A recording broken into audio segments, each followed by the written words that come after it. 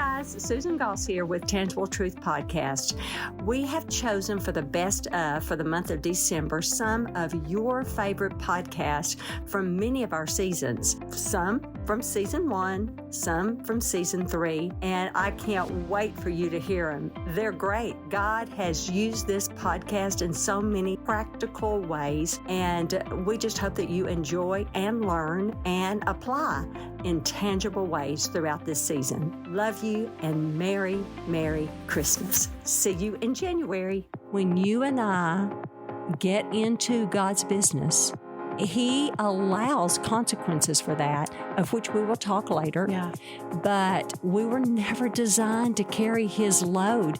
And that's why I do get very serious about saying we are to stay out of God's business.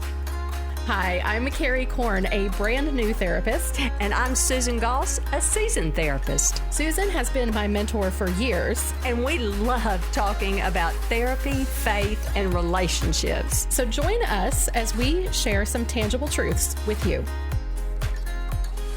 So welcome back to another episode of the Tangible Truths podcast. Susan, I am especially excited about today's podcast. I've actually been wanting to record this with you for how long have we known each other now? Long time. For however long we've known each other, I've been like, I want to sit down with Susan and record this. Because when I think of Susan Goss, one of the first things I think of is circle talk. Wow. Yeah. Does that make you feel good to know that you're so, like, these things are attached in my mind? That's right. Susan Goss is attached to Circle Talk. It is. But I just know that you and I have had the Circle Talk conversation so many times since we've known each other, because it applies to so many different aspects of our lives. And I have the Circle Talk with people all the time. And I'm always like, so my mentor, Susan Goss. And then I go into the spiel about Circle Talk. So I'm so excited that we're going to actually sit down today and unpack what Circle Talk is. Mm-hmm. So kind of give me a little bit of background on where this even came from and why you think it's so important. Well, I love the opportunity to talk about Circle Talk because it really is transformative, especially for your heart, because it's an issue of lordship over your life. It's an issue, which means it's an issue of control, of what you're in control of, what you're not. And wow, just saying that, doesn't that do something to you? It does, especially that what I'm not. I'm like, I like the parts of my life I'm in control of. True. But those things that I'm not in control of, I'm like, no, wait a second. I want more control. Right. Yeah. And so this was introduced to me years ago by my then supervisor. It was actually Dr. Ryan Reyna. Mm-hmm. He drew a circle on a piece of really ripped up a legal pad, and he just scribbled it out. It was a concept introduced to him, he then introduced it to me, and it was, as I said, life-changing. Yeah. But I will tell you that Circle Talk becomes your own. Like once I introduced it to you, you have just told me that you then pass it on to your either clients or family and or friends, and it becomes your own story to tell. So we all use Circle Talk. At the basic concept of circle we're going to unpack right now on this podcast, but then I hope and pray it will get passed on. It's like passing it forward, if you will. Yeah. So we'll just start unpacking it if you want to. Okay. So I like to imagine like we've actually drawn a circle on a piece of paper, and it's a fairly simple concept, but it becomes more complicated when it comes to actually like putting it into practice.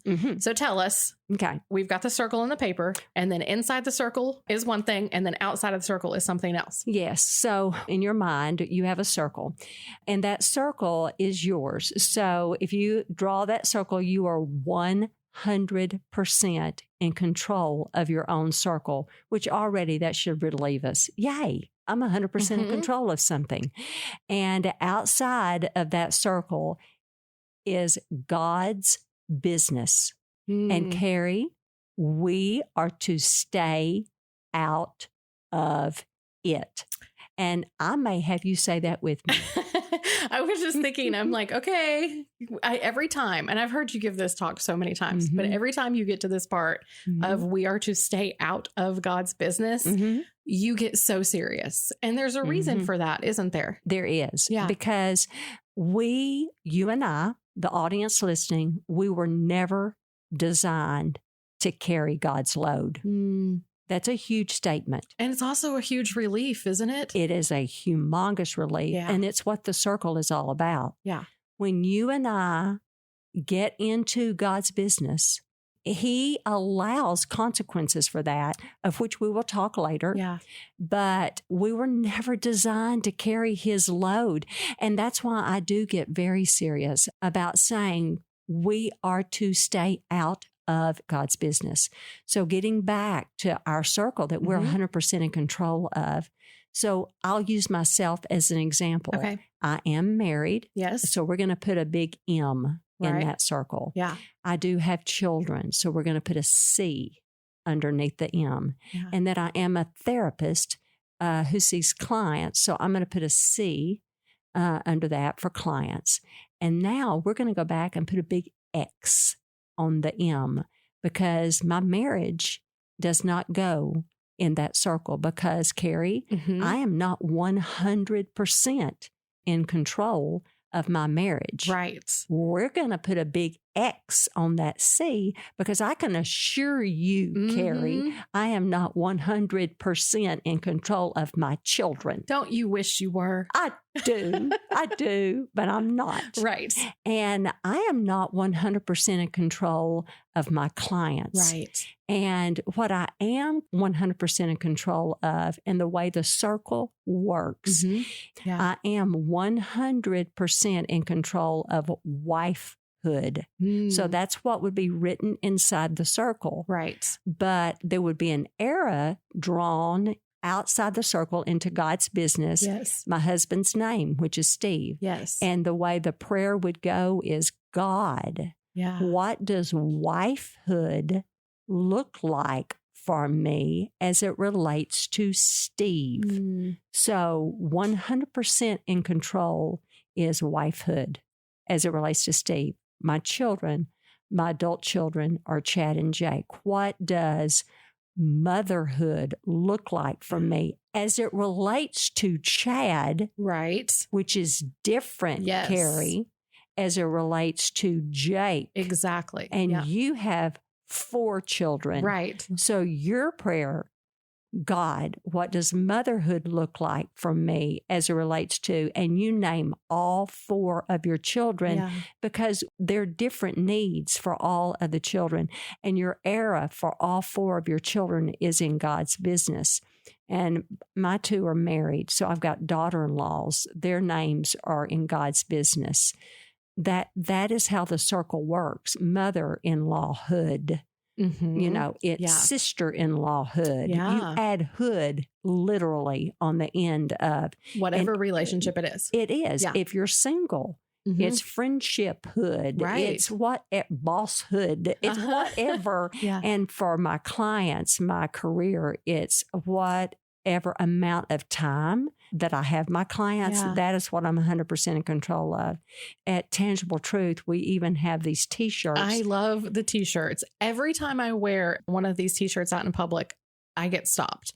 And people are like, please explain your T-shirt to me. And so it's just a simple T-shirt that says, that's not in my circle. And Susan, it's so funny. I will intentionally go to my closet and pick that T-shirt on certain days when I know I need that reminder, of just, I'm going into something that I'm going to want to control, but I know that's not in my circle. And so I love the T-shirts. I think they're great, but I think we need to be reminded on a regular basis that there's some things in our life that we think are in our circle, but they're not. That is a wonderful thing. So what you just told me is, Susan, I tangibly go to my closet as a reminder to my heart, my mind, my soul, hey, I'm not in control here. Yeah. but I need that visible reminder that, that's not in my circle. Well, I appreciate that, Carrie, because it's why we did the T-shirts. They are awesome. They're cute. They're fun, but it's more than fun. Yeah. It is a spiritual process in my mind. And you know this to be true about me, that in my mind and in my heart, they are connected, that I do circle talk every day. Every single day I'm going, is that in my circle? Is that in my circle? When my son got married, first thing I did is, I don't want to be that mother-in-law that interferes, invades where I'm not supposed to. So I'm like, is this my circle? What's in my circle? What's in my circle? Right. What's in my circle? And I mean that. Yes. Like, I want to know, God, show me because my role in the first son that got married, our oldest, of course, I'm still obviously his mother, but my role in his life changed. Yes. So I want to stay in my circle. Yeah. And not supersede any role that I'm usurping, because after God, primary relationship for Chad now is Ashley, his wife. It's not mother. Mother doesn't come after God. Yeah. It's but his I saw you do this even with your younger son long before he was in a relationship, to where, yes, you're honoring this new relationship that they have. And like, how do I relate to my new daughter-in-law? But when we have children who, even little kids, there's part of parenting that's not in our circle, and when our kids get older and they start making life choices about where they're going to work or who they're going to date. Like, we don't have complete and total say in those choices that they're making. And I've seen you honor your adult children, in all these different stages of life by asking that question, of, okay, is this in my circle, or is this something that I need to release to God and remind myself? Yes. That's God's business. Yes. He will take care of my child, even if they, make a mistake or do something that I wouldn't approve of. Yes. It's not my choice. I'm not in control of that. Right. That's God's business, and I can trust him with it. That's exactly right. And and the hardest thing as a parent is watching them make a mistake. Right. That is so hard. But you're right, because you don't want to control. The goal is to raise independent young men and women. Yes. And you and I have made many mistakes, and they will too, and to allow that for them to grow from. The key is, will they grow and learn from that? And that's what the prayer is. Yeah. And you have to trust God in that nothing is ever wasted. And if you're doing your job before that, by God's grace, our kids do, well, but they'll never learn anything as far as being independent if somebody's always doing something for them. Yes. Somebody's always making a decision for them. Somebody's always, etc. Yeah. And that's why that saying, that's not in my circle, rings true for spiritual growth. It comes from two big verses. Okay. One is 1 Peter 5:7. It says, cast all your anxiety on me because I care for you. But it's not a verse of passivity at all. It's very active on our part. And are you good about letting go? No. I would get like an F- in letting go. Well, you're not the only one. We're not good at letting go. Especially, I hate, like everything, to use the gender card here, but especially women. Yeah. We tend to want to control and fix, especially with our family and friends. Sure. Because we're super capable. We see things that need to be fixed. Yes. And so, I can do that. It's just natural to just jump in and do it. Yeah. Exactly. Without even stopping to be like, should I? Or praying, God, should I? Right. Did you tell me to do this? Yeah. Am I supposed to help the person next to me? Or am I supposed to take all the meals? Or am I supposed to do all that? And because we can, we do. But then we find ourselves so busy. That's how the enemy, a lot of times, what he uses in us. We're capable and we do it, but then poof, is there time left for Jesus? Right. Is there time left to do what he's called us to do? Exactly. But when we don't stop and ask him, are we supposed to do it? Then a lot of things happen. The second verse is Matthew 11:28-30. A lot of us have this verse memorized, but I'm going to take the time to read all of it. Is, come to me, all you who are weary and burdened, and I will give you rest. Take my yoke upon you and learn from me, for I'm gentle and humble in heart, and you will find rest for your souls. For my yoke is easy and my burden is light. That is huge for the circle talk, because it actually says that the yoke is easy and the burden is light. And I was very confused by that, because a yoke is not light. And there's nothing light about a yoke. Right. It's hard work. What in the world? Yeah. And so spent a lot of time with Jesus and a couple of friendly commentaries, and found out that a yoke, of course, if you can visualize this again, is a large piece of wood between two ox. But in my time with Jesus, speaking of circle talk, was saying, Susan, you're the one actually making this yoke heavy, because you are trying to control too much. And so when you do go through hard things, when you do go through stuff, you're trying to figure all this out on your own. You've not 1 Peter 5:7 this. You've not cast it to me. You've not let me go through this with you. It doesn't mean hard things just poof go away with Jesus. The commentaries say it's about who's at the rein. Who's at the rein? Well, I didn't let Jesus take the rein. So imagine the ox with Jesus at the rein. Then he maneuvers through that field or whatever. And in this case, the hard with you by your side. And that's what he means. Learn from me.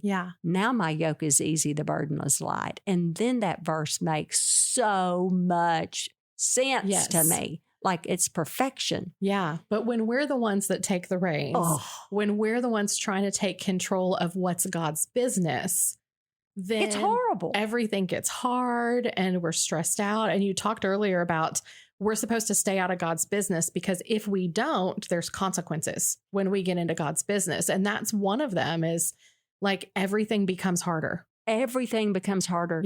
And in the Circle Talk booklet that we have, I've got a bunch of consequences listed. These are probably not everything, but here's what I hear a lot. Now, for me personally, I'm generally not an irritable person, and I generally don't have trouble sleeping at night. But when I'm biting your head off and I am not sleeping, I know that I have not released something. I'm usually have a death grip on something. And I literally say to God, God, what do I have a death grip on? What am I not released to you? What have I not released to you? Is it a relationship? Am I working harder maybe? As a therapist, am I working harder than a client or a couple that I'm working with?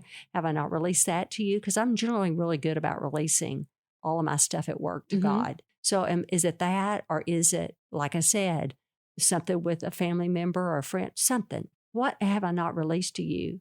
But here's some consequences that many others have said to me. Anxiety. Stress, depression, headaches, physical signs. Headaches, backaches, sleeplessness, worry, irritability, change in eating patterns, lack of concentration, lots of shoulder pain, I hear, because you and I have read this book, The Body Keeps the Score. That is what I'm talking about here. It's going to be affected. And here's the deal, Carrie. Yes, ma'am. God allows it. It's like he looks at us and goes, Susan, you want my business? This is what it feels like. Because you're supposed to be out of my business. And because we were never designed to carry things that heavy. And so when we do, yes, our physical bodies are going to show the heaviness of that. We do lose sleep. We have anxiety. We have all this worry. And I think especially just in our culture, we just think this is normal. Like it's normal to have like back pain and not be able to sleep and be worried all the time. But it's not like we don't have to live like this. No. And the thing about circle that we would never say out loud because we don't really mean this, but when we do try to control everything, we're really acting like God. And we would never come out and say that, but that's what we're acting like. Yeah. And he's saying back to us, I want your load. I want it. Right. Because he's the only one who's actually capable of carrying it. Yes. Yeah. I'm so capable. Yeah. I don't want you to suffer a consequence. I don't want you to be irritable. I don't want you to carry the load. You don't have to. It's hard. It's not as hard with me. If you'll release it to me, this is not for you. We'll go through this together. With me, you'll learn something. With me, you'll grow. With me, I know all things. Yes. I'm all powerful. I'm all knowing.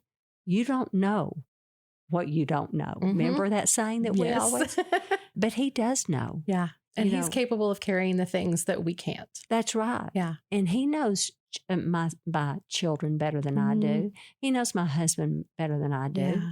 And he wants the best for my marriage. And here's the thing about Jesus. He never changes. People are so fickle, but he's not.